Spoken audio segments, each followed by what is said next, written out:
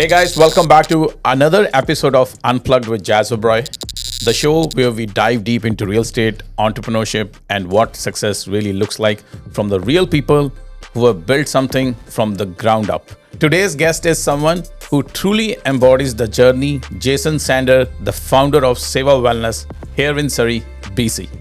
Thank you, Jason. Thanks for coming to the podcast. Welcome. Thanks for having me, Jas.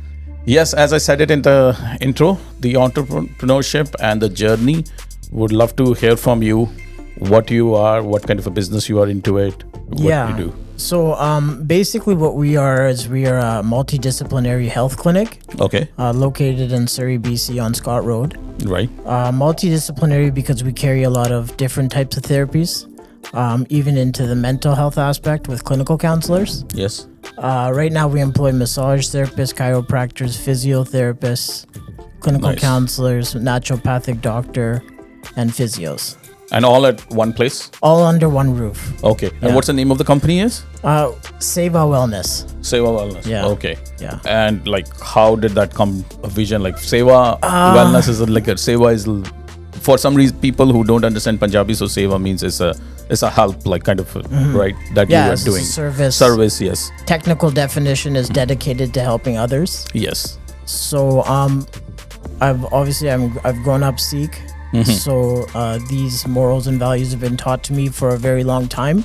Okay. It wasn't like a first option for a name of my clinic, but I don't know, it kind of just evolved into naming it that. Yeah.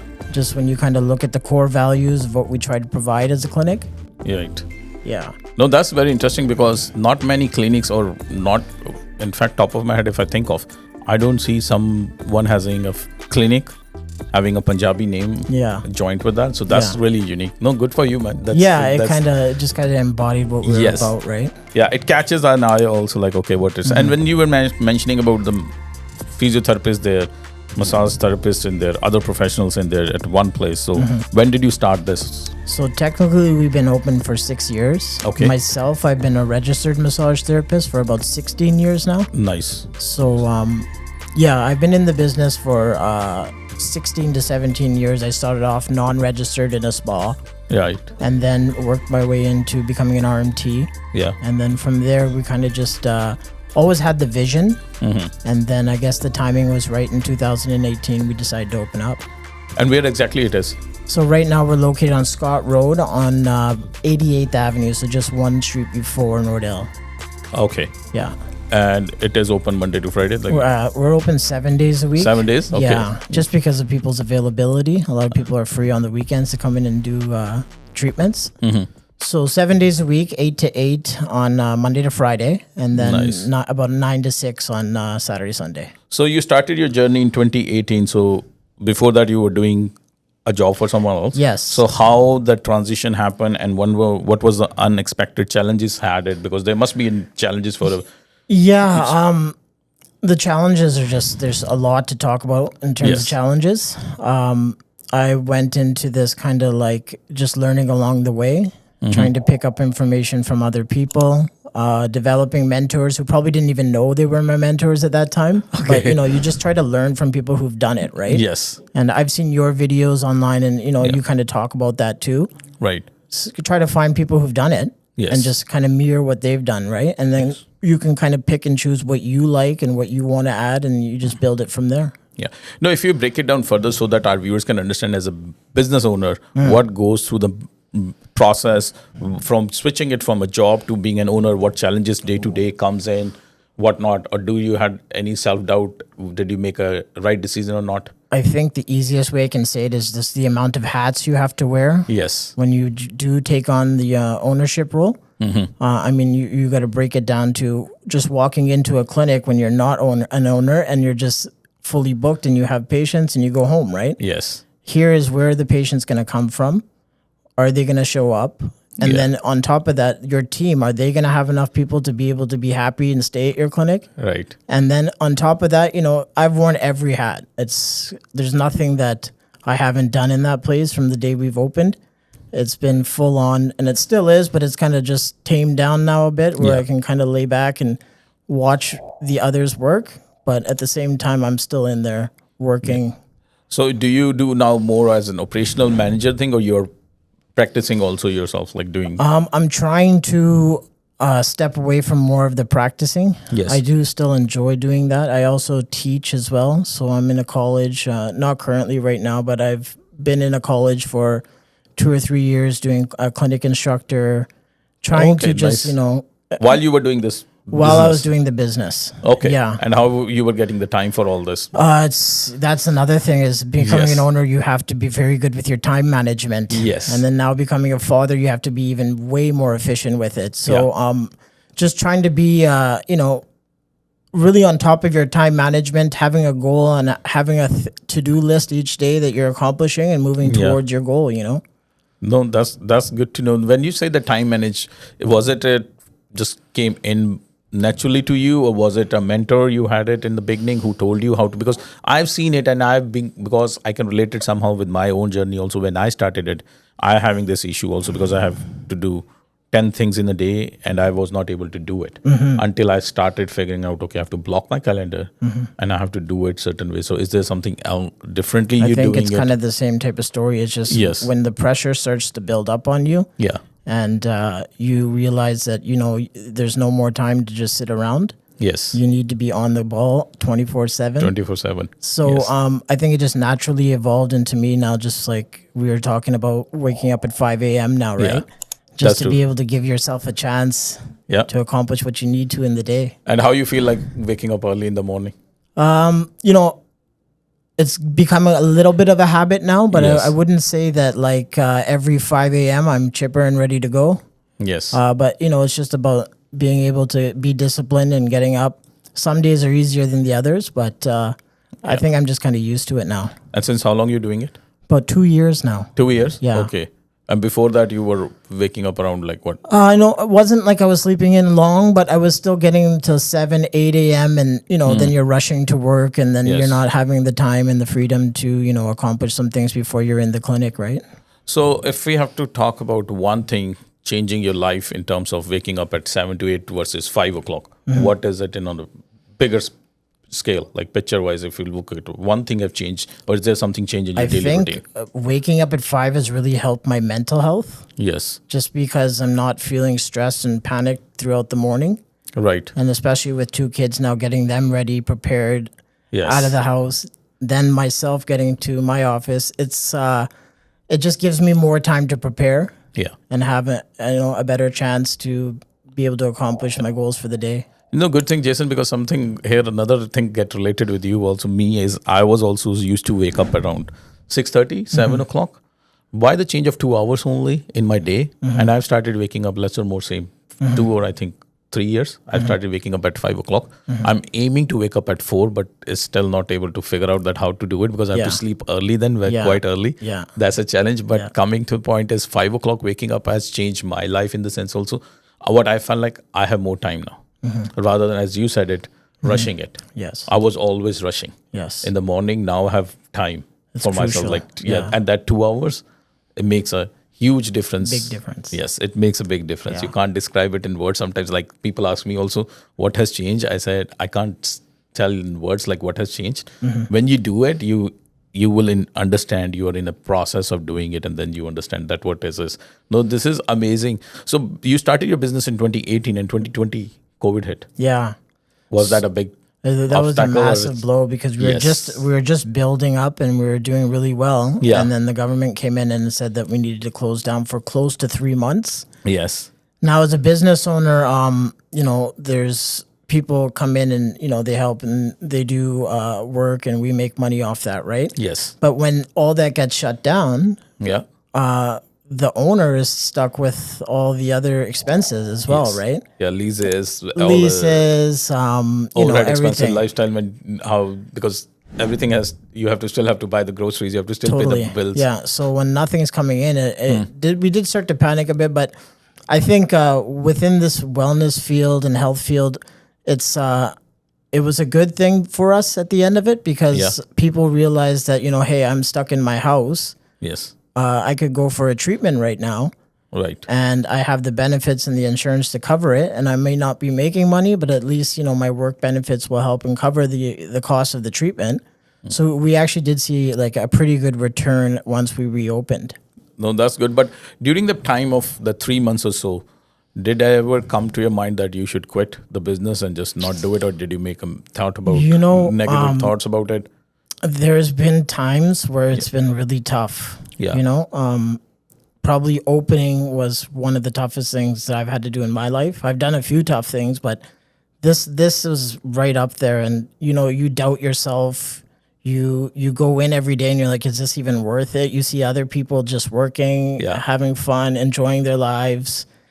And you do start to question yourself, and you start to double mind yourself and think like, okay, maybe I can just, get out of this now and cut my losses and get back into it. But, I've just really thought about, I don't really like to quit things when I start them. So I've always just kind of backed myself. At the end of the day, I just felt like if I just back myself and just believe that this will work out, it'll work out. And if you work hard, right? Yeah.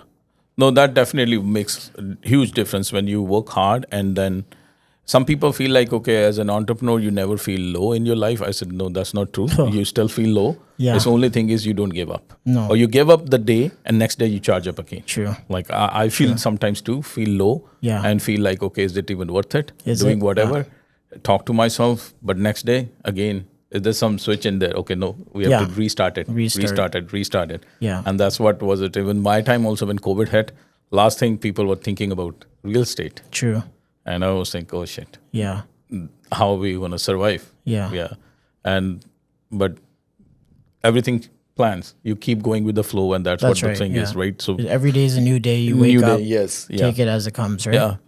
Do you ever face, and it's common when as a person you are being successful business owner, people respect you. Do you sometimes feel like as an imposter syndrome, like do you belong to that place or do you not? Like I would love to hear that from you, like how you feel like when you have, or how you overcome with that, or you still feel it. Imposter syndrome. I don't try to allow people to put me on a pedestal. Yes. I try to just stay grounded when I'm at the clinic and when I'm with either the therapist or the front desk staff. I try to keep things light. Yeah.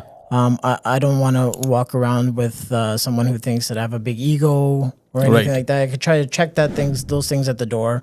Yeah. Walk in, keep a light mood, try to keep everyone, relatively happy. That's very important. And I think that kind of helps and rubs off on the business in the end. Yeah. But does it ever come to your mind as like, do I belong to where I am right now, or why people are giving me so much of importance? Like, did I achieve something special here, or was it like, have you come across? Because I feel that sometimes. Mm-hmm. I feel like, and I just find it out that I have that imposter syndrome where I feel like, okay, I'm sharing a stage with 5 successful people. What I've done it here, nothing, and versus what they have achieved. But then I find it out when I'm sitting with them and sharing a table, they're just like us only. There's nothing special about them. Yeah, totally. So have you ever faced like those kind of things?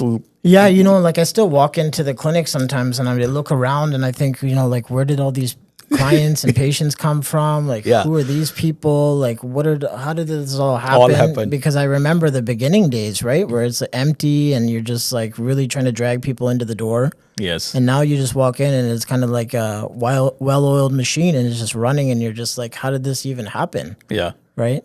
So it's not something uncommon, or as an entrepreneur, you feel like imposter syndrome is there. Like people feel, I feel like every other entrepreneur, if not every entrepreneur, every other entrepreneur feel like that too. Because for me, success still is a process. You're still doing it. You keep doing it.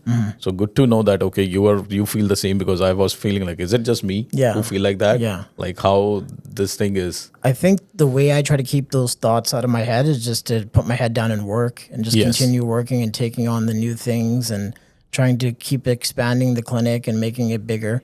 Yeah. And then I don't really get a chance to think about those things. And when you said that expanding the clinic and making it bigger, so was there any challenges when the people come and leave because as a team?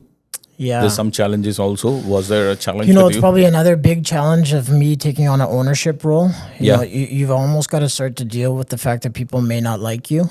Yes. Right? And, you're making decisions that are going to affect their lives and their income, right? Yes. And, it was one of the really tough things for me to get over and even allow to happen. Yeah. Is I just didn't want to walk around with like people having negative thoughts about me And it's still to this day, it still kind of bothers me because I try to treat everyone fairly. Yeah. But that's one of the biggest challenges I had. It was just like, now I'm going to have to deal with this. And, it's something I'm learning to have to move on with. So are you still in the process of learning it, or have you figured out something, okay, this is how you're going to go? Some people will like, some people won't. I think I've come to the point now where I just can't please everybody. Yes. As much as I'd like to, I just don't think you can please everybody when you own a business. Yeah. And the easier thing that makes it easier for me is probably just having 2 kids now. I go home, I'm their dad. So, at the end of the day, if someone's got some negative thoughts about me, then that's on them. Yeah. No, that's also very interesting because people sometimes overthink as a team leader. And it is as you mentioned also, it's very difficult to be in that spot because you cannot keep everybody happy. You can't. And so whosoever is unhappy with you, then they have a negative things. And then overthinking as a team leader, you feel like, okay, did I do something wrong? Because their life is going to affect with the decisions you're making it. Yes. So you come across with somebody you have to fire, you didn't want it to fire, or was wanted to fire, and was just because of the emotional factor being joined. Because when people start working with you, you feel like it's a family. It's a There's family. an emotional bond in there. Totally. So have you ever come across with some those unfortunately, situations? I've had to make these really tough decisions, and they've been really tough on me. But I feel like when you get to these points in your life and you have to make these decisions, you end up growing from them, right? And you end up learning from these experiences, and you kind of use that as fuel to grow as an individual and as a business owner. Yeah. To understand that, hey, like I can't, please everybody, and at the same time run this business and operate it properly. Yeah. No, that's good to, interesting to know is this. So what do you feel like, in your words, would be the successes versus the day you started a business, 2018 to 2025? What do you mean if you have to conclude with successes? One of the biggest one is just being able to grow a team. Yeah. So, like when I mentioned when we started, it was just me doing massage therapy in a clinic. Yes. And now currently we have up to 26 therapists. 26? That's amazing. So within the clinic space, like I said, it's multidisciplinary. So they practice different therapies, right? Right. But at the same time, we have grown exponentially over the last 2 years. And I think that comes down to people are trusting the fact that the clinic is a good space and they're happy there. And we try to do a bit more marketing than the other clinics are doing, just to try to keep a good steady flow of clientele coming through. No, that's very good. So when you say the marketing, is there something you're doing it on social media, Google ads, or billboards? Like what is the special something you do? Coming back to just having to wear hats and different hats, I've picked up how to do my own social media. Yes. I get content created, and then with that content, I'm in control of like the ad budgets and what we're spending on and what's working and what's not. So that's kind of really helped, just being able to pick up marketing tools on my own. So you have a people in the marketing team who handles the marketing side? No. So you do it yourself? I do it myself. Oh, that's amazing. Okay. Yeah. And then, so what we might do is we might have a shoot where we just get some content created with, pictures of the clinic and such. And we would just use that content once it's created and then disperse it on Facebook or social, Instagram, TikTok, all those social media platforms. Yeah. But do you ever feel like, okay, because is it worth it spending so much time on marketing side for you versus you being a therapist, putting your time into actually servicing people? Is this that comes to your mind, or you enjoy doing marketing? I think I just like having the control to see what's working and what's not firsthand, and then being able to, it's just I actually enjoy it now, just the marketing side, kind of learning, because that's what it all comes down to, right? Is having people coming into the door. Yes. So if you can kind of work on the marketing and understand it a bit, then once you reach a level where you can outsource that properly, then you kind of already have an understanding of how that all worked.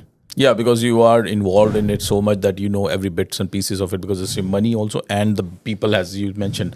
No, that definitely makes a sense, because I've seen some people feel like, okay, marketing is not my cup of tea. I don't like it to do it. And then I said that it's your business. Yeah. You have to make sure that you at least know what that your team is doing it. capable of doing it. Yes. Unless And you're what's not involved. working, right, at the same time. Well, that is very important because you not only you're spending money on the marketing, but because of that marketing, the people who are going to come into from the doors is more important. Yeah. Like, is it working for you It or is. not? Yes. Yeah. That's good too. And in terms of the clientele, is it just more of a South Asian or is it mixed culture? What kind of a clientele you have it? Or students comes in, or most of the immigrants are coming in? Yeah, I mean, when you look at the demographic of the people that live around the clinic, Yeah. it's mainly South Asian. So I would Yes. say the bulk of our patients are South Asian. Yeah. But they've actually we accept anybody. It's not like we close our doors to other people. We're welcoming and we enjoy having everyone come in. No, so it's more like a multicultural, like what the Canada is all diversified. It's not Totally. only one community you're serving it, you're open to all. And there are professionals who speak different languages or all. No, totally. We have professionals from South India. Yes. We have professionals from Taiwan, Okay. from China. So you have those people also who can speak the different languages in there too. yes. Yes. And what is your take on in terms of, I know it is a hot topic right now because of the immigration and everything, and you being a business owner, you may have come across with a lot of immigrants coming to your place, clinic, or students from that matter. As Yeah. what's your thought process of being an international students Yeah. dealing with them? My experiences have just been very positive. From day one, we've opened our doors. And like I Yeah. said, with the demographic, I've only had hardworking, diligent, very smart admin staff that have all been students. Yeah. And I just don't have any complaints. And I know that there's some bad apples in the group, but Yes. I mean, I think that rings true with every Every society. business or every community or every sector you can talk about. It's not True. only about the international students, and that's the reason I wanted to ask your opinion when you say about admin, because I also used to have it an admin. Now she's a permanent resident who was a student. How's your experience? Because how it has been portrayed out there that international students are not serious, they don't know about work ethics. There's no work ethics in them. I think they get a bad rap. Yes. From my experience, they've just been like very hardworking. Yeah. They're never late. They're always on time. So like when I see other people and other stories, it just it's kind of foreign to me because everything I've experienced up till now has just been super positive. Yeah. Would you think of it because they are soft targets? That can be how they are being. I just think there's a lot more of them now as well. Yeah. Right? When you come to Surrey, you do see a lot of Southeast Asian Yes. people, but at the same time, only the ones I've met have just been great. But isn't it unfair to them because it's not their fault if there are a lot of them? The government invited them. They True. paid the fees. Yes. So now you're blaming them. It's like I've said it many times in there. Like it's like you have a party at your house. You invited 100 people. Now you're pissed off. Yeah. Why there's so many people here? Yeah. Didn't I invite them? Yeah, it's a bit unfair now. Yeah. to Why? pull the plug, yeah. Why? Yes, 100%. There are too many international students, but that is not their fault. No. It is the government fault. They Yeah. have the one who have invited them, taking the fees and all that, and chopping and changing the rules with the immigration also. Sure. Like every day I have an international student who was a very hardworking guy, and Emmanuel is an international student. He worked international student. Now he's on a work permit with me. Yeah. He's a very hardworking guy, but look at his immigration it's been 2 years now. He's still waiting in the pipelines, and what he can do is he's helpless. His work visa is going to be expiring in a month. Yeah. So is he going to go back? Is he going to Yeah. stay here? What is going to happen with his immigration? Nobody knows it. And going through that process is not easy. Mentally, it's not easy. Listen, some of the stories I could tell you about the girls that work for me right now, Yeah. it's incredible Yes. what they've endured and how they've made it, and how they're now PRs and they have their education to worry about now and funded by themselves. It's incredible some of the journeys these students have taken. Yeah. And I think that those stories are not being heard enough, and the other negative stories are the ones that we're just hyper focusing on all the time. That's how probably the human psyche is. They always look for negative stories versus True. we try to portray certain communities, certain people in a different way. Yeah. Versus other people will be.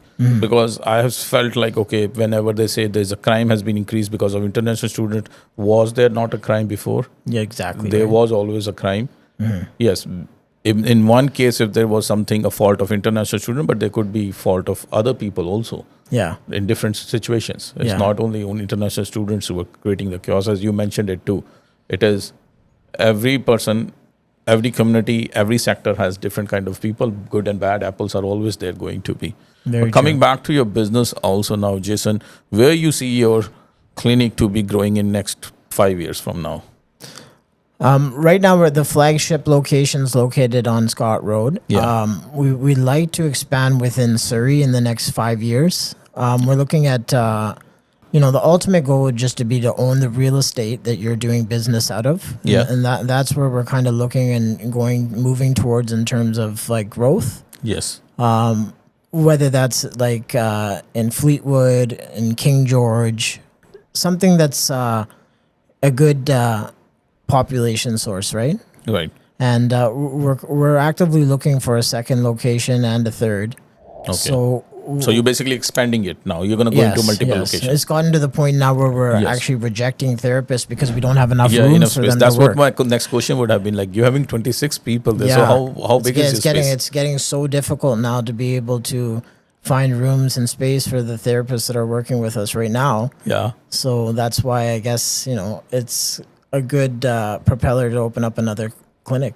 No, that's interesting, Jason. I've been seeing your journey has been incredible. Starting it on your own in 2018, and what has it been 7 years, coming to the point where you have 26 professionals working with you, and now you're expanding it to different multiple locations. Out of your experience from last 7 years, if there is something you have to share with other new entrepreneurs who are watching this to learn from your experience, or an advice you would like to give it to them. I think one important thing is just to be able to accept loss. Yeah. I think a lot of people get into any type of business expecting, rewards within the first 3 months.